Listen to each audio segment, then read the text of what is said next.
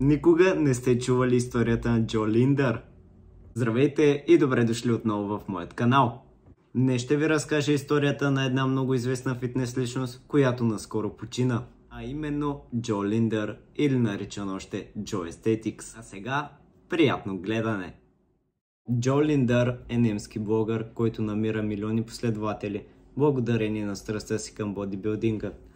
Фантастичното поддържане на изключителната физическа форма обаче не спасява спортиста от внезапната смърт. Джо започва да преследва здравословни проблеми дори 6 месеца след 30-тия си рожден ден.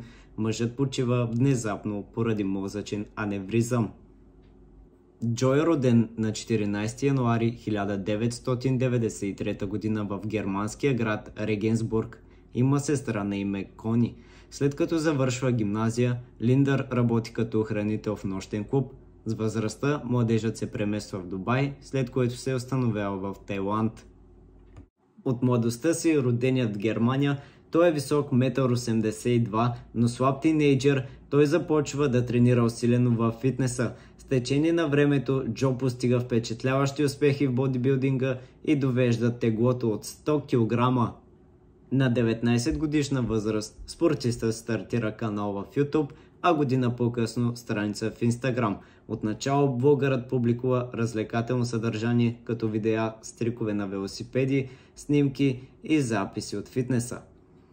Докато трансформираше собственото си тяло, Джо все повече се фокусираше върху мотивационни постове за собствените си тренировки, правилно хранене, фитнес съвети за изграждане на мускули. До 2023 година спортната биография на блогъра под псевдонима Джо Aesthetics е привлякла повече от 950 000 абонати в YouTube и над 9 милиона фенове в Instagram. Културистът е разработил своя собствена тренировъчна програма Joe Aesthetics Training System, предназначена да посещава фитнес залата 5 пъти седмично. По принцип Джо използва средни тежести с брой повторения от 8 до 12. Той спазва балансирана диета от 5 до 6 хранени на ден, която е включвала протеини, сложни въглехидрати и здравословни мазнини. Също така спортистът също е пил много безкофеиново кафе и практикувал ледени бани. Джо не крие факта, че в продължение на много години поддържа впечатляваща форма с помощта на стероиди.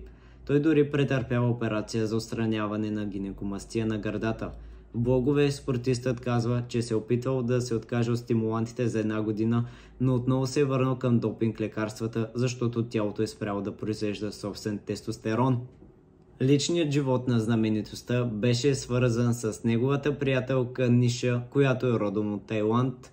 Тя споделяше страстта на приятеля си към спорта. Момичето работеше като личен фитнес треньор и също така поддържаше блог. През 2021 година взема първо място на националния шампионат по бодибилдинг, а през 2022 година печели състезанието по бикини. В блоговете си Джо казва, че не иска да учи в училище и посещава класове с празно изражение на лицето.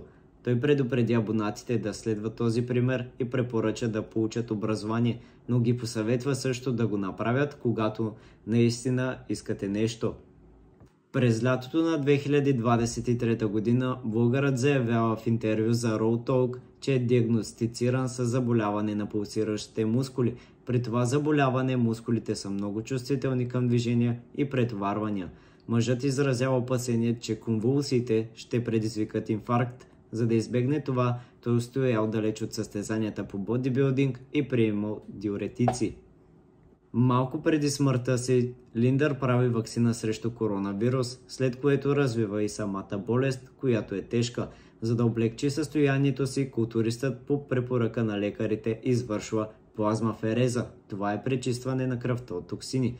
3 дни преди смъртта си Джо имал болки във врата, но така и не отишъл на лекар. Германският културист почива внезапно в Тайланд на 30 юни 2023 година в прегръдките на приятелката си Ниша. Причината за смъртта е мозъчният аневризъм, който провокирал болките във врата. Подробностите за трагедията бяха споделени от неговата приятелка.